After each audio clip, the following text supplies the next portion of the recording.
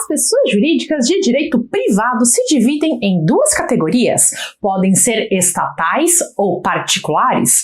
As estatais são empresas públicas e sociedades de economia mista, que são pessoas jurídicas da administração indireta. Já as particulares são as que estão no artigo 44 do Código Civil, que são as sociedades, as associações privadas, as fundações privadas, as organizações religiosas e os partidos políticos. Eu sou Cíntia Brunelli e hoje eu vou explicar tudo de mais importante sobre as pessoas jurídicas de direito privado. E eu te convido a se inscrever no canal, porque tem muito conteúdo importante vindo por aí. No vídeo anterior, eu trouxe um resumo sobre as pessoas jurídicas de direito público. Se você perdeu, procura aqui no canal para assistir. Os dois vídeos estão totalmente ligados, então precisa assistir os dois. Vou começar a explicação de hoje sobre as pessoas jurídicas de direito privado e eu vou iniciar falando sobre as estatais.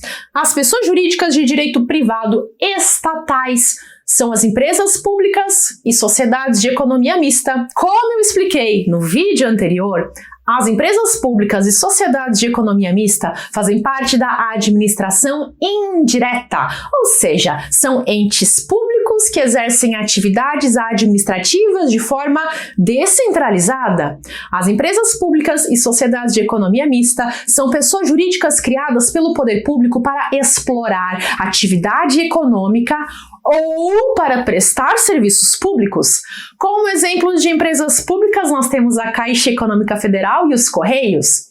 E como exemplos de sociedades de economia mista, temos o Banco do Brasil e a Petrobras.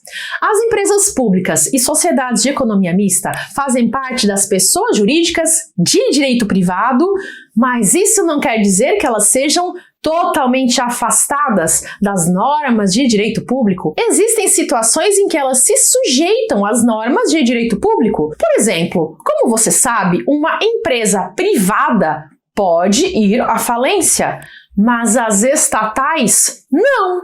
O Banco do Brasil e a Caixa Econômica nunca irão falir, nunca, jamais irão à falência. E qual é a diferença entre empresas públicas e sociedades de economia mista? Existem várias diferenças, mas a maior delas é que na empresa pública todo o capital é público, enquanto que na sociedade de economia mista existe a participação de capital público e privado. Gente, existem vários detalhes específicos sobre empresas públicas e sociedades de economia mista. Só que eu não quero deixar esse vídeo aqui tão longo e eu ainda tenho muita coisa para falar. Então eu decidi que o próximo vídeo aqui do canal vai ser somente sobre empresas públicas e sociedades de economia mista. Não perca quando esse vídeo for ao ar. Vai ser um vídeo bem importante. Por hora, eu vou seguir em frente e vou explicar quais são as outras pessoas jurídicas de direito privado. Agora eu vou falar sobre as sociedades. As sociedades podem ser simples ou empresárias. Tanto as sociedades simples quanto as empresárias têm fim econômico ou lucrativo. Então, qual é a diferença entre elas? Em geral, as sociedades simples são formadas por profissionais que atuam em uma mesma área ou por prestadores de serviços técnicos. Por exemplo, clínicas médicas, clínicas odontológicas, escritórios de advocacia e por aí vai. Quando médicos, dentistas ou advogados se reúnem para trabalhar em uma clínica ou em um escritório, eles formam o que se chama de sociedade simples. Enquanto isso, as sociedades empresárias têm o objetivo de exercer atividades de empresário, ou seja, exercer profissionalmente uma atividade econômica organizada para a produção ou circulação de bens ou de serviços. A diferença entre sociedade simples e sociedade empresária é muito sutil e eu sei que pode ser meio abstrato para conseguir entender. O que você precisa guardar nesse momento é que profissionais como médicos, dentistas e advogados não formam sociedades empresárias, e sim sociedades simples. Seguindo em frente, outra pessoa jurídica de direito privado são as associações privadas. As associações são pessoas que se organizam e reúnem seus esforços para a realização de alguma finalidade que não seja econômica. Os objetivos de uma associação podem ser culturais, beneficentes, educativos, religiosos, políticos, esportivos, científicos, artísticos, altruísticos ou recreativos. A maior diferença entre uma associação e uma sociedade está no fato de que as associações não têm o objetivo de obtenção de lucro. Daí você me diz: mas eu já vi associação vendendo rifa, promovendo jantares para angariar fundos ou vendendo camiseta para ter dinheiro no caixa. E aí, como é que isso explica então? É que a associação pode fazer negócios para manter ou para aumentar o seu patrimônio. O que ela não pode é dividir ganhos com seus associados.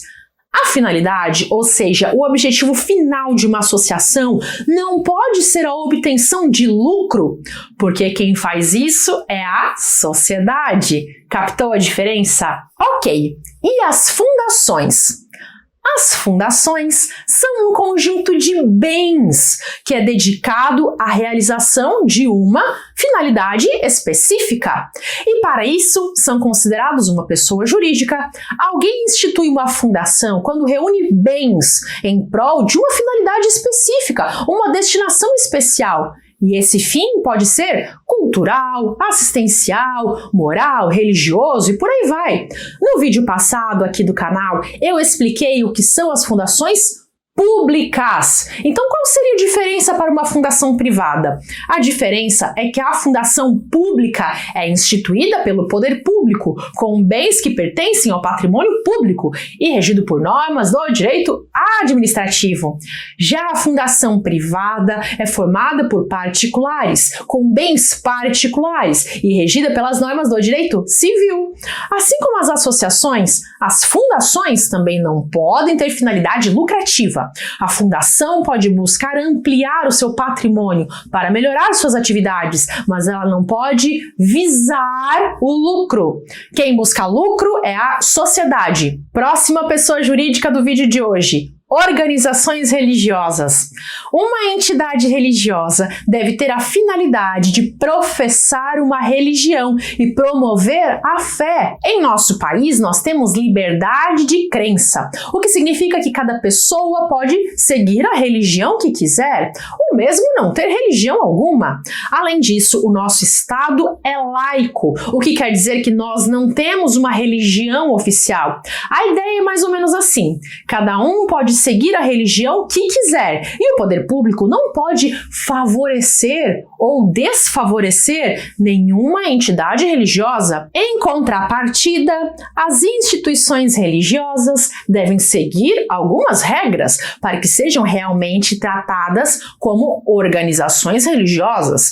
O que você precisa ter em mente é que as entidades religiosas possuem muitos benefícios, como, por exemplo, a imunidade de impostos. Então imagine que dois empresários resolvem montar uma empresa, só que eles não querem pagar impostos. Então eles poderiam pensar: já sei, vamos fingir que a gente está fundando uma igreja. Uau, que ideia genial! Já pensou nisso? Por esse motivo, as entidades religiosas devem ter o objetivo religioso e não podem ter obtenção de lucro.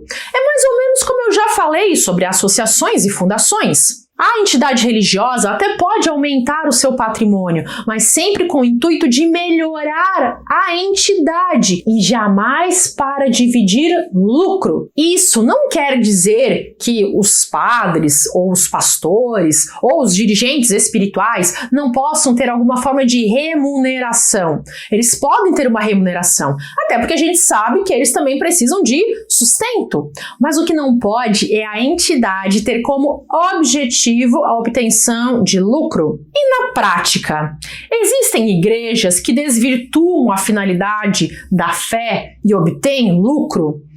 Bom, provavelmente sim. Eu não vou entrar aqui nessa polêmica, Mas saibam que a finalidade de uma instituição religiosa é a de professar a fé e não a de ter fins lucrativos. Vamos agora para a última pessoa jurídica de direito privado do vídeo de hoje, que é o partido político. Os partidos políticos não são pessoas jurídicas de direito público? Não são. Como você viu no vídeo anterior, quem faz parte das pessoas jurídicas de direito público da administração direta são a União, Estados, Distrito Federal e municípios. Já os partidos políticos que estejam governando esses entes são regidos pelo direito privado. Por exemplo, se um partido político vai fazer uma compra de bens para o seu diretório partidário, ele não precisa fazer uma licitação. O partido político tem diversos deveres, até porque nós sabemos da imensa responsabilidade que eles possuem, mas esses deveres se inserem na órbita do direito privado. Atenção! Não confundam aquilo que diz respeito à esfera pública, ou seja, o que acontece no governo federal, estadual ou municipal, que é relacionado ao direito público, com as normas relacionadas aos partidos políticos. Eu sei que em um primeiro momento parece difícil de conseguir separar as coisas, mas acredite, existem muitas diferenças. Hoje, no vídeo de hoje, a minha intenção é começar a abrir a sua mente para esses assuntos, que como você notou, são bastante complexos. Se você se interessa por isso e gostaria que eu voltasse a falar desses temas, escreve um comentário. E eu quero te lembrar que no próximo vídeo aqui do canal eu vou falar mais sobre as empresas públicas e sociedades de economia mista. Tem muita coisa a falar sobre essas pessoas jurídicas. Esse assunto é importantíssimo, especialmente se você está na graduação em Direito ou se você está estudando para concurso público ou estudando para o exame da OAB. Então não perca de jeito nenhum. Se você está iniciando a sua jornada no Direito, eu imagino que você esteja com muitas dúvidas e saiba que isso é normal, é assim mesmo. No começo são muitos conceitos, muitos nomes diferentes e às vezes você até acha que o seu cérebro vai explodir, mas calma, você vai conseguir aprender. No começo é um pouco mais difícil, mas depois tudo dá certo. O meu conselho de amiga é esse: estude um pouco todos os dias, nem que seja um pouquinho por dia, mas com constância, diariamente, porque eu te asseguro que essa é a melhor forma de ter um resultado mais rápido. Volte aqui no canal todos os dias e assista a alguns vídeos, de preferência fazendo anotações para você poder revisar depois, e estude todos os dias, um pouquinho por dia, de forma que o estudo faça parte da sua rotina. Assim, gradativamente, pouco a pouco, sem desespero, sem afobação, você vai notar que você vai aprender mais rápido. Não é preciso se desesperar. Aliás, geralmente, quem começa os seus estudos de uma forma muito afobada, querendo ir com muita sede ao pote, querendo estudar 10 horas por dia, não aguenta o ritmo e desiste.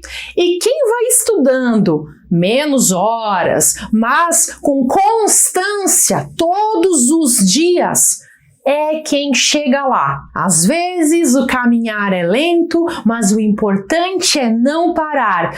Todo dia você pode dar um passo, e mesmo um pequeno passo é um avanço, se ele estiver na direção certa.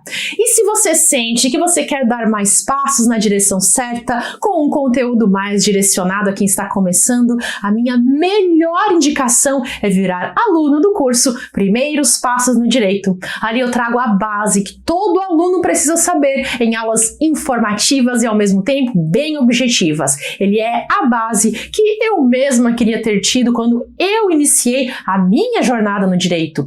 Eu precisei suprir as minhas lacunas sozinha e eu via que outras pessoas também sofriam com esse mesmo problema. E não precisa ser assim. Você não precisa sofrer o que eu sofri. Eu encurtei esse caminho para você. Assista às aulas do curso porque estão incríveis e vai valer muito a pena, eu te garanto. O link está na descrição do vídeo. Lembre-se também de retornar aqui no canal daqui a alguns dias para assistir ao vídeo sobre empresas públicas e sociedades de economia mista.